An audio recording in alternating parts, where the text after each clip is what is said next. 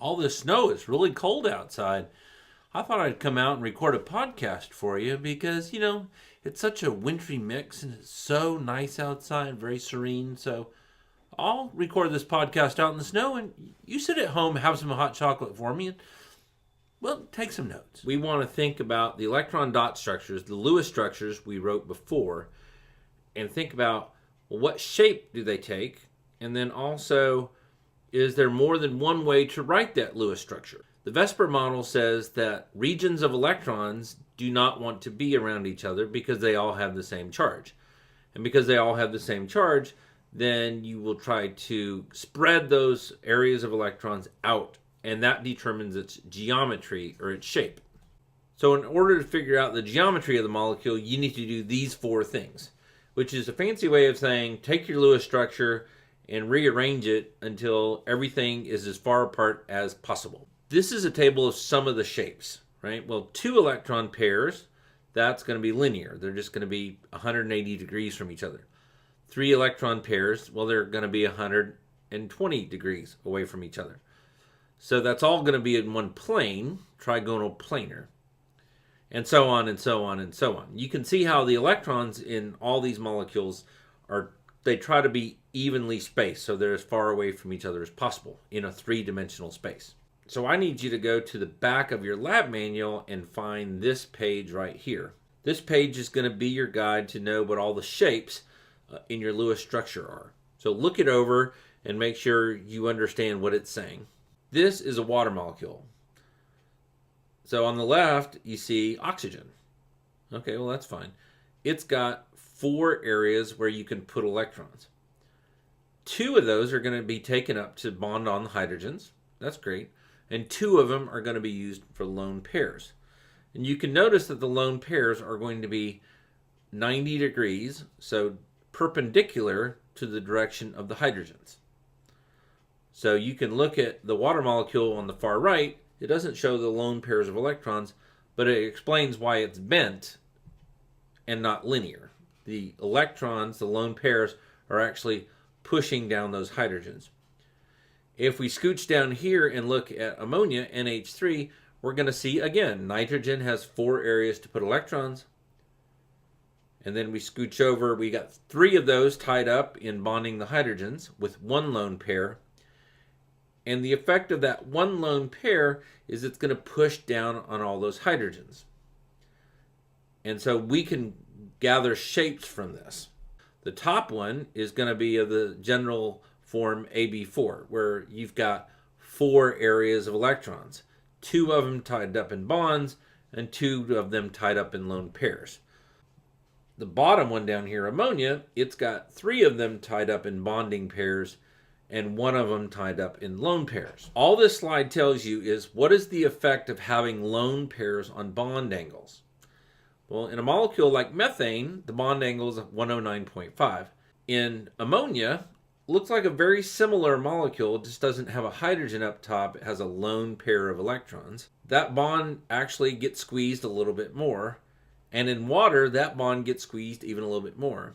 So anytime you have a lone pair or 2, it's going to squeeze the bond angle between the things stuck to the center atom. Here's an example, xenon tetrafluoride. Xenon's going to end up having 2 extra lone pairs. And so you can draw it this way,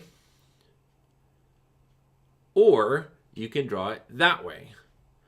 And so you kind of come out with, wait a minute, do you want the lone pair sticking out the side, or do you want the lone pair sticking up top and bottom? And which one do you think is right? Well, if you're trying to get the electron lone pairs as far away from each other as possible, I like the one on the right. All right, so we just have to work on a couple things here. When you have a molecule, how do you know if that molecule is polar or not? Well, we can totally look at a bond and know for one bond if that is a polar bond or not. Based on electronegativity differences, we can go, oh, well, that bond's polar or that bond's not polar. But is it possible to have 2 polar bonds and yet end up with a non-polar molecule? And the answer is yes.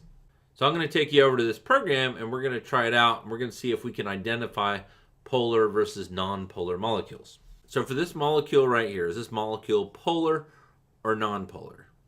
Well, atom A has got less electronegativity than atom B. So that means the electrons are being pulled towards atom B.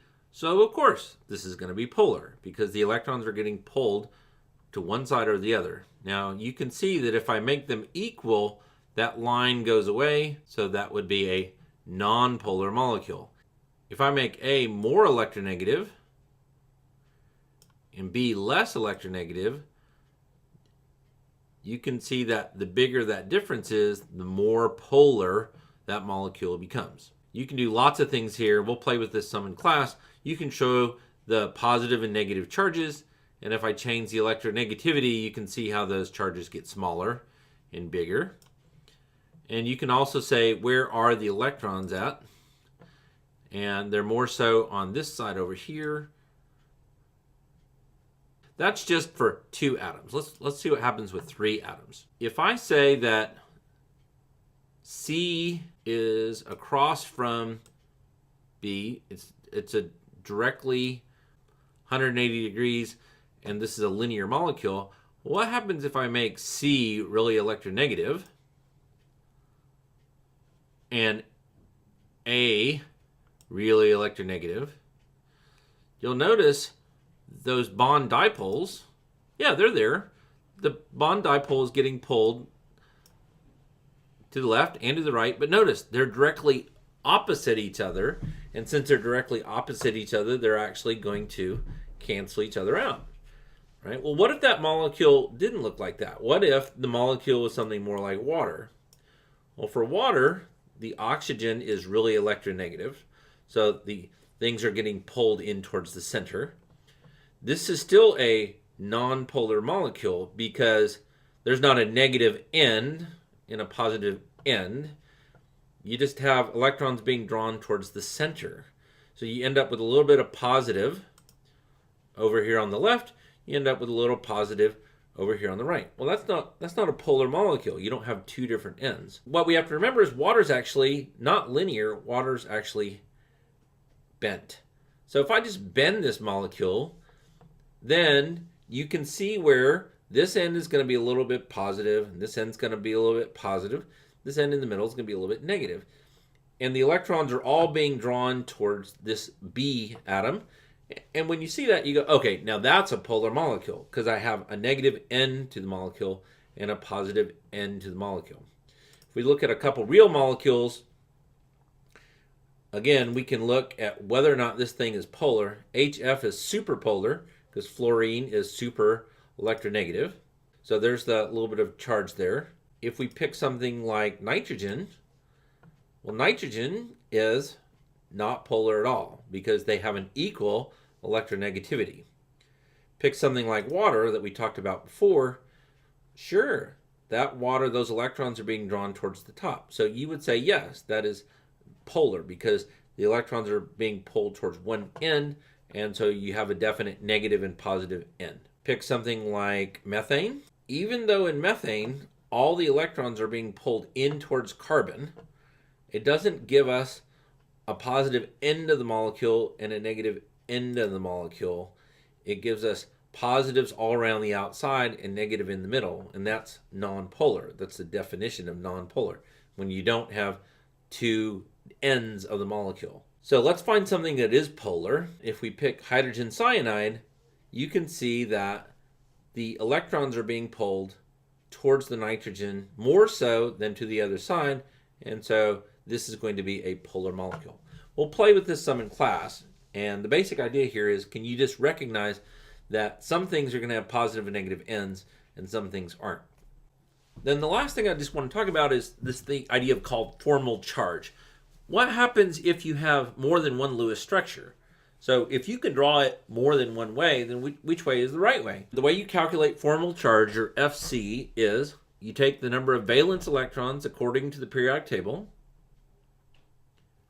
and you subtract any unpaired electrons around that atom, and you subtract the number of bonds that it has. So that's how you calculate formal charge. You take the valence electrons minus the unpaired electrons around it, minus the number of bonds it has. In a perfect world, everybody would be 0. That would be the perfect Lewis structure. If anybody has to end up being negative, you want the most electronegative one to be negative, because that just makes sense. If anybody's going to be negative, you want it to be fluorine because it's super electronegative. So let's look at one of these formal charge problems. Let's take PCl5. So how many, for P, for phosphorus, how many valence electrons does it have? It has 5. Very good. Minus, how many lone pairs does it have around it? 0, right? Okay, good. So 5 minus 0. And then how many bonds does it have around it? 5. So what's 5 minus 0 minus 5? The answer is 0. Okay, well that makes sense. What about for chlorine? What would the formal charge of chlorine be? Well, chlorine's got 7 valence electrons. 7 minus the pairs of electrons. There's a total of 6 electrons around it, right? So 7 minus 6 minus the number of bonds, so 1. So 7 minus 6 minus 1. And what does that equal? 0. So for PCl5, this is the best Lewis structure you can write. Okay, this is going to be a little bit grainy, but I just want to show y'all how many different ways can you write a Lewis structure for carbon dioxide. Well, they've come up with a total of 5. Do you put the C in the middle? Do you put the C on the end? Over here, do you put triple bonds on one oxygen and single bonds on the other? And so if you assign formal charges to all of the atoms in every single one of these 5 examples, you'll see that the only one that gives us 0 for all of them is letter A. So you could have written Lewis structures in all kinds of different ways, but it turns out the best one is the first one, where the electrons have a double bond on each oxygen, and that gives us the best all-around Lewis structure. So we'll practice this some in class, but I just wanted y'all to know what the formal charge idea is. All right, that should do it for this podcast, and we'll see you later.